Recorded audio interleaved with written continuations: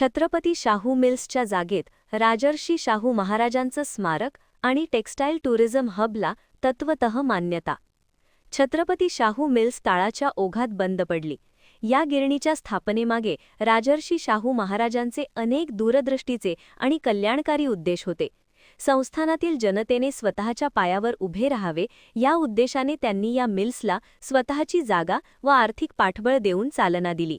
या जागेत राजर्षी शाहू महाराजांच्या विचारांना साजेसे स्मारक आणि टेक्स्टाईल टुरिझम हब, कापड पर्यटन केंद्र निर्माण करण्यास वस्त्रोद्योग मंत्री संजय सावकारे यांनी तत्वतः मंजुरी देण्याचा निर्णय घेतला. कोल्हापूर येथील श्री शाहू छत्रपती मिलच्या जागेवर प्रस्तावित स्मारकाकरिता जागेचे हस्तांतरण करण्याबाबत वस्त्रोद्योग मंत्री यांच्या अध्यक्षतेखाली मंत्रालयात बैठक पार पडली. वस्त्रोद्योग मंत्री संजय सावकारे यांनी छत्रपती शाहू मिल्सच्या जागेत राजर्षी शाहू महाराजांच्या कार्याला साजेसे स्मारक व राजर्षी शाहू महाराजांच्या नावे टेक्स्टाईल टुरिझम हबला मंत्री सावकारे यांनी मान्यता दिली.